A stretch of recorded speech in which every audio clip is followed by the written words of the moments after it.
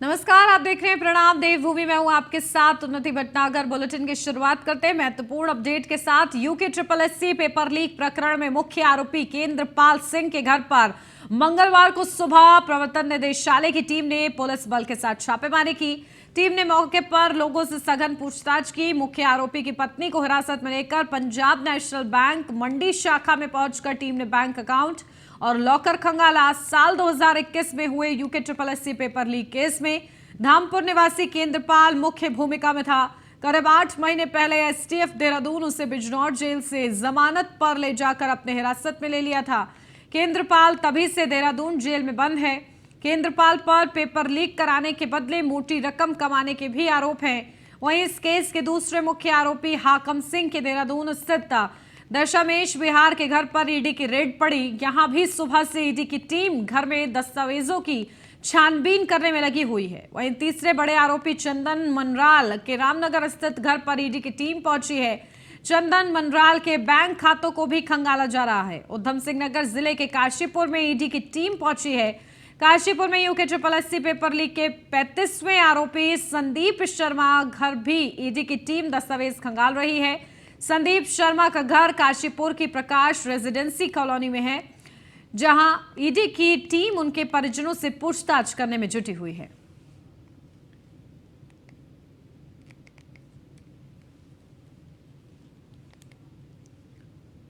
हिंदू महापंचायत की खबरों के बीच उत्तरकाशी डीएम और एसपी पुरोला पहुंचे। दोनों की अधिकारियों ने शहर के जनप्रतिनिधि और समुदाय विशेष के लोगों के साथ बैठक की, जिसमें शांति और सौहार्द बनाए रखने की अपील की गई। डीएम अभिषेक रोहेला ने कहा कि पुरोला में सभी के साथ शांति बैठक आयोजित की गई। बैठक में दुकानें खोलने पर सहमति बनी है। महापंचायत को लेकर उन्होंने कहा, महापंचायत की सूचना सोशल मीडिया पर चल रही है, इसको लेकर पुलिस जांच कर रही है। वहीं एसपी अपर्णा यदुवंशी ने कहा, बाहर से आने वाले व्यक्तियों का सत्यापन उनके गृह जनपद से भी करवाया जाएगा। इसके लिए एक पुलिसकर्मी विशेष तौर पर तैनात किए जाएंगे। यदुवंशी ने कहा, महापंचायत को लेकर अभी आधिकारिक जानकारी नहीं है, लेकिन शहर में शांति व्यवस्था बनाने के लिए पुलिस बल जगह जगह तैनात है।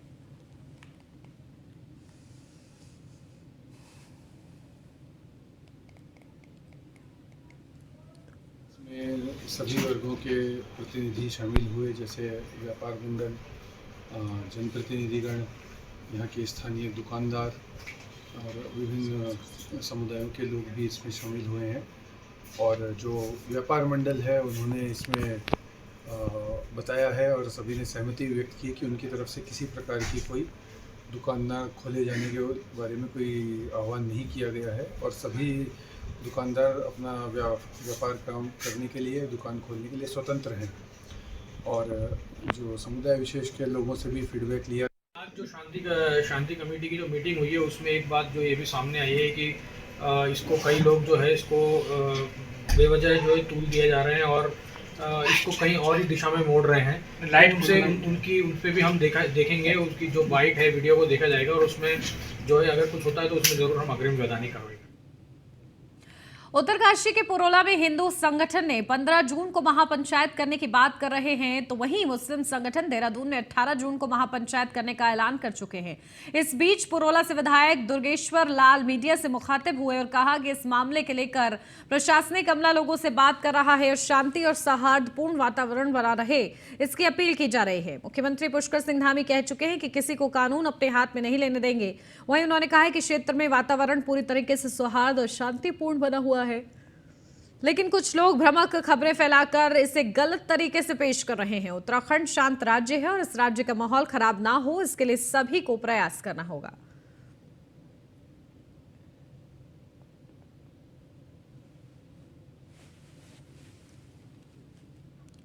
उत्तरकाशी जिले के पुरोला में नाबालिग के अपहरण का मामला तूल पकड़ता जा रहा है। ऐसे में 15 जून को क्षेत्रवासियों ने महापंचायत की घोषणा की है, जिसको लेकर पुलिस प्रशासन भी अलर्ट मोड पर नजर आ रहा है। 15 जून को होने वाली महापंचायत को लेकर आईजी गढ़वाल के एस नाग्याल ने कहा है कि इस संबंध में संबंधित जिले के जिलाधिकारियों को निर्देशित किया गया है, साथ ही पुलिस को अलर्ट रहने का निर्देश भी दिया गया है।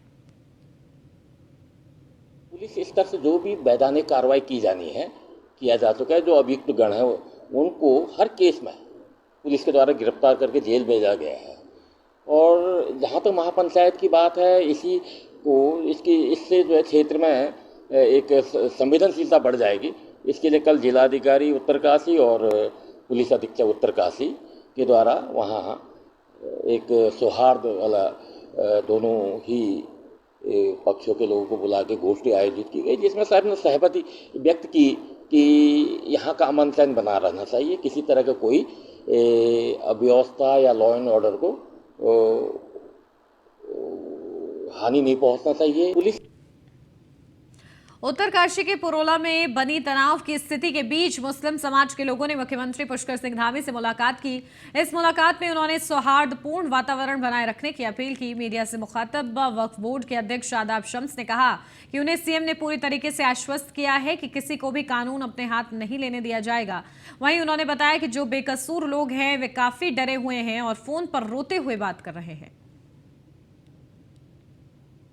कल एक डेलीगेशन माननीय मुख्यमंत्री पुष्कर सिंह धामी जी से मिला था और हम सब जानते हैं कि पुरोला की घटना के बाद पहाड़ धधक रहे हैं। पहाड़ में लोग गर्मी से शांति पाने के लिए आते हैं, ठंडक के लिए आते हैं। ये पहाड़ का कल्चर भी नहीं है जो पहाड़ में हो रहा है, लेकिन जिस तरह का मामला सामने आया, बहन बेटियों वाला मामला आया, स्वाभाविक ही है कि कुछ आक्रोश रहता है। तो हमने माननीय मुख्यमंत्री जी से अनुरोध किया कि अगर कोई न्यूसेंस जानबूझ के क्रिएट करने की कोशिश कर रहा है, ऐसे लोग। पुरोला मामले पर उत्तराखंड कांग्रेस के वरिष्ठ विधायक प्रीतम सिंह ने सरकार को विफल बताते हुए कहा है कि जो कुछ भी हो रहा है ये सरकार की विफलता की वजह से हो रहा है। अगर कोई आदमी नाम बदल कर रह रहा है या फिर बिना जानकारी के रह रहा है तो ऐसे में शासन और प्रशासन की जिम्मेदारी है कि वह उन लोगों को चिन्हित करे और उनके ऊपर कार्रवाई करे और प्रदेश में सत्यापन किया जाना चाहिए। उन्होंने कहा कि जो काम पुलिस और प्रशासन का है उसे बजरंग दल के लोग कर रहे हैं, जो कि प्रदेश में आग लगने का काम किया जा रहा है।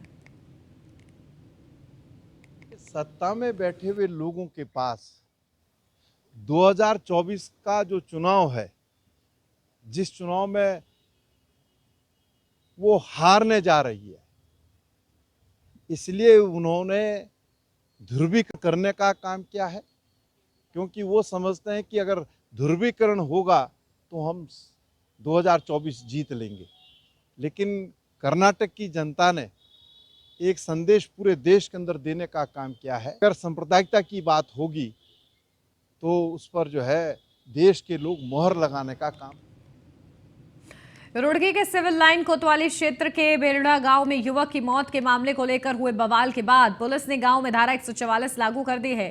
साथ ही पुलिस ने उपद्रवियों पर गंभीर धाराओं में 3 मुकदमे दर्ज किए हैं। 56 नामजद और सैकड़ों अज्ञात के खिलाफ भी पुलिस ने कार्रवाई की है। 14 उपद्रवी गिरफ्तार किए गए हैं, जबकि 19 के विरुद्ध शांति भंग में धारा 151 सीआरपीसी के तहत कार्रवाई हुई है। वहीं मंगलवार सुबह पुलिस की मौजूदगी में शव का अंतिम संस्कार किया गया है। इस दौरान गिने चुने लोग ही मौजूद रहे। बता दें, रुड़की के बेलड़ा गांव में सोमवार को एक युवक की मौत को लेकर जमकर बवाल हुआ है। एक तरफ जहां पुलिस युवक की मौत का कारण हादसा बता रही है, तो वहीं परिजनों का कहना था कि उनके बेटे की हत्या की गई है। इसी को लेकर पुलिस और परिजनों ग्रामीणों के बीच जमकर हंगामा हुआ। ग्रामीणों पर पुलिस ने लाठीचार्ज भी किया। वहीं ग्रामीणों ने भी पुलिस पर पथराव किया। इस पथराव में एक इंस्पेक्टर और 2 दारोगा घायल हुए हैं। इसमें 4 टोटल मुकदमे लिखे गए हैं। एक जो मृतक उसके चाचा की तरफ से जो तहरीर दी गई थी उसमें 304 का मुकदमा दर्ज हुआ है और इसके अलावा पुलिस की तरफ से 3 केसेस अलग अलग जो घटनाक्रम हुआ उसमें दर्ज किए गए संगीन धाराओं में। और इसमें 3 मुकदमे जो पुलिस के हैं उसमें अभी तक 13 लोग की गिरफ्तारी रात्रि में हो चुकी है और 20 लोग जो है प्रिवेंटिव अरेस्ट जो वहाँ बलवा कर रहे थे उनकी प्रिवेंटिव अरेस्ट 151 में की गई। तो टोटल 33 लोग की गिरफ्तारी हो चुकी है। करीब 60 से 70 लोग इसमें नामजद अलग अलग मुकदमों में, जिसके लिए टीम लगाई गई है। बाकी शांति व्यवस्था बनी हुई है। मौके पर मजिस्ट्रेट और एसपी के निगरानी में जो है वहाँ पर पुलिस फोर्स नियुक्त किया गया है। कैसे ड्रोन से भी ड्रोन से, क्योंकि कल घटनाक्रम हुआ था तो ड्रोन से भी इस पर निगरानी रखी गई। आज भी लगाया गया क्योंकि तो वहाँ पर कल छतों से काफ़ी सारे लोगों ने जो है पत्थरबाजी करी थी, तो उसको भी सर्च किया जाएगा और उसको भी खाली करा दिया गया छतों पर सर्च करके, कि भविष्य में ऐसी घटना ना हो। दोनों जो पक्ष है हमारे 2 गाँव में, क्योंकि 2 पक्ष के लोग रहते हैं वहाँ पर, काफ़ी संख्या में 14,000 का पॉपुलेशन है, तो दोनों के जो डिवीज़न है वहाँ भी पुलिस लगा दी गई है कि जिससे कोई तनाव ना रहे। और मुझे लगता है धारा 144 भी लगी है कि कोई नैनी सैनी एयरपोर्ट पिथौरागढ़ को एरोड्रोम लाइसेंस मिल गया है। एरोड्रोम लाइसेंस जारी होने के बाद यहां बड़े जहाज उतर सकेंगे, साथ ही सभी को लैंडिंग और टेक ऑफ की सुविधा मिल सकेगी। पिथौरागढ़ एयरपोर्ट को एयरफोर्स के हवाले करने की तैयारी है। वहीं मुख्यमंत्री पुष्कर सिंह धामी ने एरोड्रोम लाइसेंस जारी करने पर प्रधानमंत्री नरेंद्र मोदी और नगर विमानन मंत्री ज्योतिरादित्य सिंधिया का आभार व्यक्त किया है। मुख्यमंत्री ने इसे राज्य की एयर कनेक्टिविटी की मजबूती की दिशा में एक बड़ा कदम बताया है। वहीं केंद्रीय राज्य नागरिक उड्डयन मंत्री वीके सिंह ने कहा है कि अब 3 दिन में दिल्ली की दूरी तय करने वाले लोग 2 घंटे में सफर कर सकेंगे। ये पिथौरागढ़ हमारे लिए बहुत महत्वपूर्ण एयरपोर्ट है कनेक्टिविटी के लिहाज से। अगर एयरपोर्ट को देखा जाए और रास्ते को देखा जाए तो उसमें कुछ चुनौतियां हैं। इसलिए वहाँ पर आपको याद होगा कि पहले ATR एयरक्राफ्ट जाता था कम लोड के साथ, तो हमने कोशिश की कि उसके अलावा दूसरी फ्लाइट चालू की जाए। लेकिन जो एयरलाइन उड़ान स्कीम के नीचे आई, उसने हमको वायदा किया था कि वो थोड़ा बड़ा जहाज लेकर आएंगे, लेकिन लेकर आए वो 8 सीटर।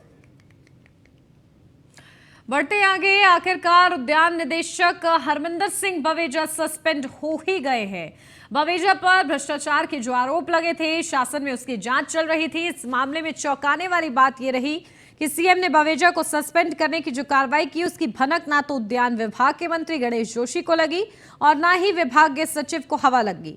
बता दें कि उद्यान निदेशक की शिकायत पुरोला विधायक दुर्गेश्वर लाल ने की थी, जिसमें उन्होंने बागवानी में हुए अनियमितता का मामला उजागर किया था।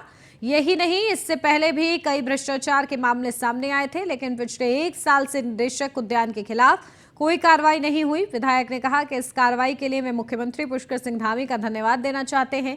साथ ही उन्होंने मांग की है कि इसमें कुछ स्तरीय जांच की जानी चाहिए और आर्थिक रिकवरी भी की जानी चाहिए, ताकि भविष्य में ऐसा कोई करने की भी ना सोच सके।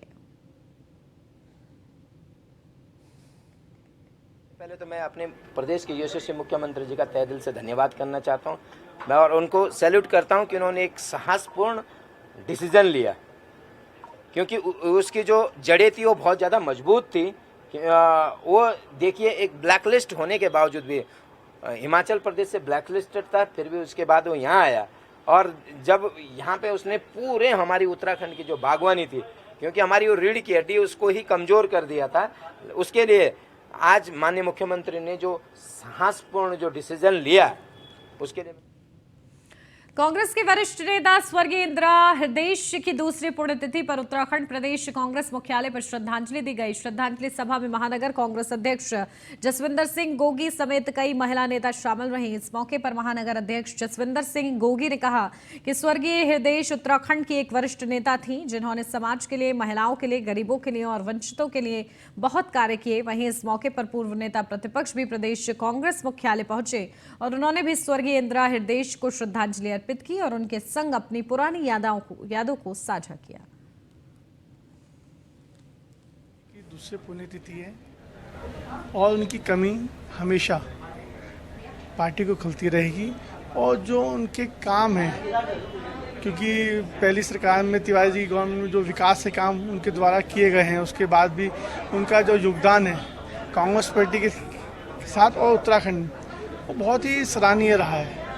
और उनकी कमी हमेशा जो है पार्टी और उत्तराखंड को खलती रहेगी।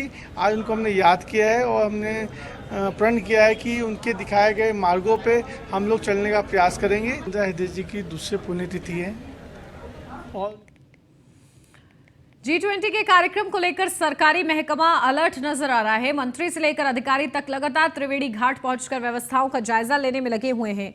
मंगलवार को कैबिनेट मंत्री प्रेमचंद अग्रवाल ने तमाम विभागों के अधिकारियों के साथ पहले त्रिवेणी घाट पहुंचकर निरीक्षण किया, फिर अधिकारियों के साथ समीक्षा बैठक की। मंत्री प्रेमचंद अग्रवाल ने कहा कि त्रिवेणी घाट पर होने वाली मां गंगा की भव्य आरती में G20 की तीसरी बैठक के दौरान आने वाले विदेशी डेलीगेट्स शामिल होंगे, इसलिए किसी भी प्रकार की कमी त्रिवेणी घाट के आसपास नहीं रहनी चाहिए। सुरक्षा व्यवस्था से लेकर सौंदर्य की कोई कमी दिखाई नहीं देनी चाहिए। 3 बैठकें हम लोगों को यहाँ पे निर्धारित थी और निश्चित रूप से 2 बैठकें सफल यहाँ पे हुई हैं। तीसरी बैठक हमारे यहाँ होनी है 26, 27, 28 को जून को, और इसके लिए मैं माननीय प्रधानमंत्री जी का बहुत आभार व्यक्त कर रहा हूँ। उनके आशीर्वाद कार्य और यहाँ जहाँ हम खड़े हैं त्रिवेणी घाट का वो स्थल है जहाँ पे गंगा आरती उन विदेशी मेहमानों के साथ होगी। बहुत खुशी है इस बात की कि भी जो हमारी यहाँ गंगा आरती है जिसकी भव्यता और दिव्यता आगे तक बढ़ चुकी है, और उसी कड़ी में इस बार भी G20 के उन विदेशी मेहमानों के साथ आरती निर्धारित हुई है। 3 बैठकें हम लोगों कालाढूंगी तहसील में विधायक प्रतिनिधि विकास भगत ने मुख्यमंत्री राहत कोष से जरूरतमंद लोगों के आए चेकों का वितरण किया। 21 लोगों को बीमारी के इलाज, गरीब परिवार की पुत्री के विवाह के लिए मुख्यमंत्री राहत कोष से आए चेक दिए गए। इस अवसर पर विधायक प्रतिनिधि विकास भगत ने कहा कि उत्तराखंड के युवा मुख्यमंत्री पुष्कर सिंह धामी हर जरूरतमंद व्यक्ति की सहायता के लिए तत्पर हैं। कालाढूंगी विधायक बंशीधर के प्रयास से जरूरतमंद लोगों को यह धनराशि वितरित की जा रही है, जिसके लिए वे मुख्यमंत्री धामी और विधायक बंशीधर भगत का आभार व्यक्त करते हैं।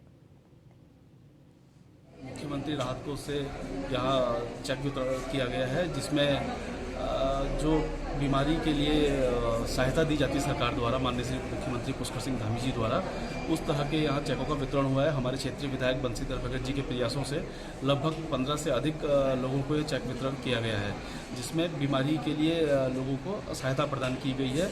और कुछ चेक परिवार में विवाह, बालिका के विवाह के लिए। भारतीय जनता पार्टी के अनुसूचित मोर्चा के राष्ट्रीय मंत्री डॉक्टर स्वराज विद्यान का कहना है कि उत्तराखंड के युवा मुख्यमंत्री पुष्कर सिंह धामी सराहनीय कार्य कर रहे हैं। उत्तराखंड में कोई भी अगर गलत कार्य करता है तो उसके लिए मुख्यमंत्री द्वारा सख्त कानून बनाए गए हैं। उत्तराखंड पहला राज्य है जहां पर नकल विरोधी सख्त कानून बना है। धर्मांतरण को लेकर भी मुख्यमंत्री द्वारा सख्त कानून बनाया गया है, जिससे जबरदस्ती किसी का भी धर्मांतरण ना किया जा सके। उत्तराखंड में लव जिहाद का मुद्दा नहीं चलने वाला है। डॉक्टर स्वराज विद्यान ने कहा है कि 2024 के लोकसभा चुनाव में उत्तराखंड के 5 सांसद अपनी ही रिकॉर्ड तोड़कर लोकसभा में प्रवेश करेंगे और पूर्ण बहुमत से केंद्र में भारतीय जनता पार्टी की सरकार बनेगी। आदरणीय पुष्कर सिंह धामी जो युवा मुख्यमंत्री है, कर्मयोगी मुख्यमंत्री है, उन्होंने इस पर कड़ी नजर वो बनाए हुए हैं। यदि कोई गलती करता है तो वो हिंदू हो चाहे मुसलमान हो, उसको सजा मिलनी ही चाहिए। पुष्कर सिंह धामी ने तो कठोर कानून भी बना दिया है। ये पहला राज्य है जहां नकल विरोधी कठोर और सख्त कानून बना है। ये पहला राज्य है जहां जो धर्मांतरण का भी कठोर कानून बना है। कोई किसी को जबरन धर्म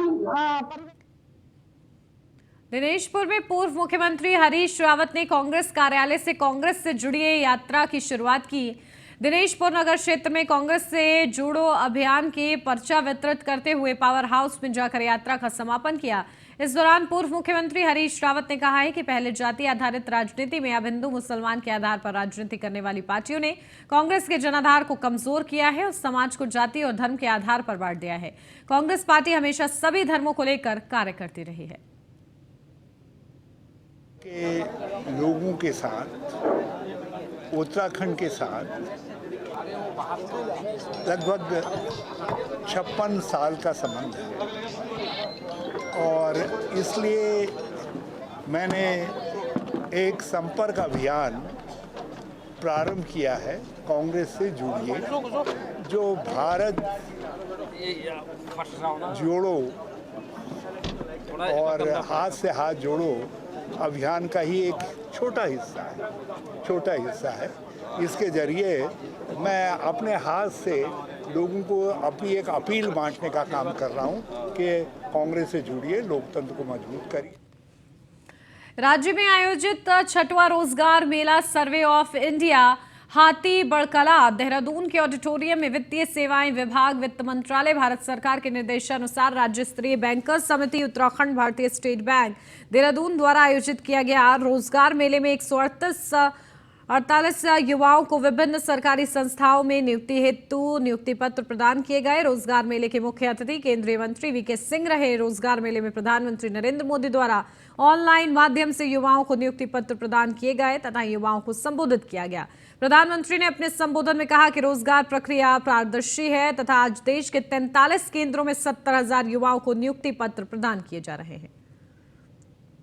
प्रधानमंत्री जी ने एक साल पहले, तकरीबन एक साल पहले, 6 महीने 7 महीने पहले उन्होंने कहा था कि हम 10 लाख सरकारी नौकरियां जो है उसको देंगे। अब 10 लाख मिली कि नहीं मिली ये पता नहीं चलता लोगों को। तो एक इस माध्यम से रोजगार मेला करके ताकि उनके नियुक्ति पत्र दिए जाएं, सबको पता चले कि कितने लोगों को मिले। तो आज यानी 6 जो इसके एपिसोड हो गए उसके अंदर तकरीबन 3,87,000 नियुक्ति पत्र दिए जा चुके हैं। आज तकरीबन 70,200 कुछ और दिए गए। तो आप ये लगा लीजिए 4.5 लाख नियुक्तियां हो चुकी हैं।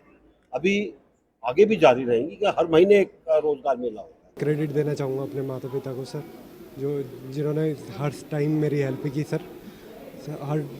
और सरकार की विल पे भी सर मुझे ये जॉब मिल पाई सर। और CHSL 2020 से मुझे DOT के तहत CCA में जॉब मिली LDC के पद पर। ये इंडियन ओवरसीज़ बैंक में एज अ क्लरिकल मेरा जॉब लगा है और ये मेरी फ़र्स्ट जॉब है। और तो मुझे बहुत अच्छा लग रहा है कि मेरी फ़र्स्ट जॉब है। तो और मेरा ज्वाइनिंग अब जून में लास्ट में होगा।